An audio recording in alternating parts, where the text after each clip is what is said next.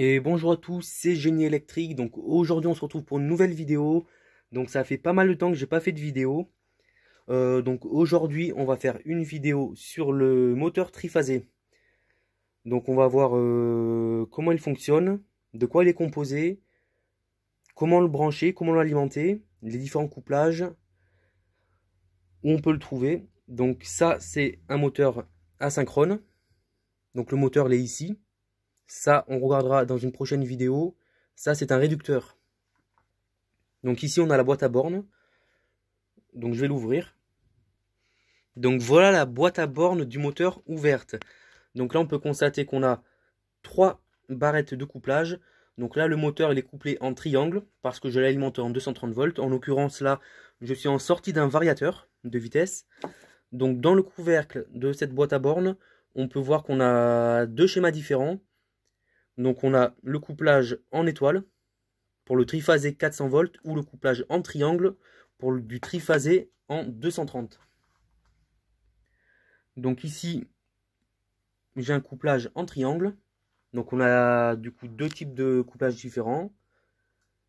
Le couplage en étoile ou le couplage en triangle.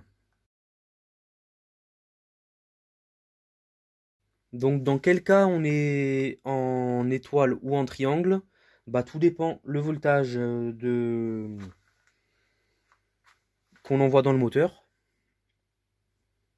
Mais on peut aussi être en monophasé sur un moteur asynchrone en utilisant des condensateurs. Donc par exemple, on peut mettre un condensateur qui peut remplacer la phase manquante, donc du coup en l'alimentant juste en monophasé en 230, donc du coup couplage en triangle.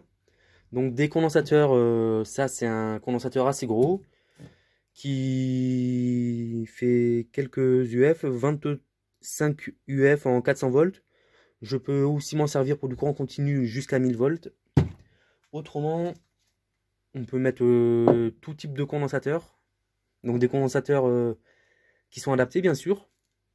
Donc avec une fréquence de 50-60 Hz en 400 volts. Donc après il y a des calculs à faire. Donc ici on peut constater qu'on a la plaque signalétique du moteur. Donc on a la puissance, le COSFI, l'intensité, le voltage. On trouve toutes les informations qu'on pourra avoir besoin. Donc la plaque signalétique se trouve sur le moteur. Donc on a plusieurs plaques. Ici, ça c'est la plaque du réducteur. Donc ça, comme je l'ai dit il y a peu de temps, on verra dans une prochaine vidéo les rapports de réduction et tous les calculs qui vont avec. Pour revenir sur les condensateurs, pour pouvoir câbler un condensateur sur un moteur, il suffit juste de suivre le schéma qui est le suivant. Donc on peut constater qu'il y a le condensateur qui se trouve ici, qui est symbolisé par ce symbole. Le moteur, il se trouve de ce côté-là. Donc là, on peut voir qu'il est couplé en triangle, car les barrettes de couplage sont positionnées de cette façon-là. U1 sur W2, V1 sur U2 et W1 sur V2. Donc où on peut trouver des moteurs triphasés, asynchrones, on peut en trouver sur tout un tas de machines. Donc souvent des machines industrielles, par exemple le pétrin d'un boulanger ou tout un tas d'autres machines, des scies circulaires pour des menuisiers ou des perceuses à colonnes aussi des fois. Sur des grosses perceuses à colonnes, il peut y avoir des moteurs triphasés, tout simplement dans des machines industrielles de production ou un très bon exemple pour un compresseur. Sur les compresseurs, donc que certainement vous pouvez avoir chez vous, il y a un moteur triphasé asynchrone qui est branché avec un condensateur. Donc du coup c'est un moteur qui pourrait être alimenté en 400 volts triphasé, sauf qu'il a été alimenté en 230 monophasé avec un condensateur. Donc pour un moteur triphasé on a aussi la possibilité, en inversant les phases ou les fils qui sont dedans, donc il y a 3 fils, de le faire tourner dans un sens ou dans l'autre. Donc petit exemple, là Les phases sont dans un certain ordre. Il tourne dans un sens, et si j'inverse, il tourne de l'autre sens. Pour un moteur triphasé alimenté en triphasé, on peut aussi réaliser, donc du coup, comme je viens de vous montrer l'exemple, démarrage dans les deux sens. Donc schéma de puissance, le voilà. Ou alors on peut aussi faire d'autres câblages, donc démarrage direct, donc voilà le schéma.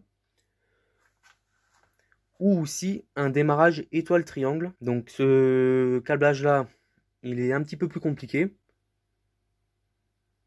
Ou aussi vous pouvez alimenter un moteur avec un variateur de fréquence, donc il va faire varier la vitesse du moteur en jouant sur la fréquence. Donc un variateur de fréquence, ça alimente en triphasé ou en monophasé suivant le variateur. Donc ça c'est le petit coffret que je me sers pour alimenter le moteur, donc pour vous faire les essais. Et ici on peut voir le variateur. Donc là je peux jouer sur la fréquence.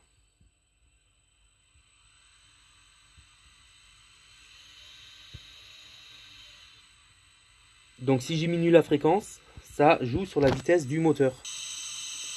Et du coup, là, j'ai le moteur qui tourne doucement. Je peux l'accélérer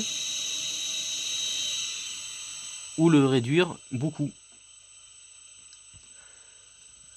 Donc là, en réalité, le moteur, il tourne beaucoup plus vite que ça. Je ne sais pas si vous voyez passer les pales du ventilateur qu'il y a dedans. Il fait 1360 tours par minute. Donc comme on a un réducteur, évidemment il fait beaucoup moins de tours par minute.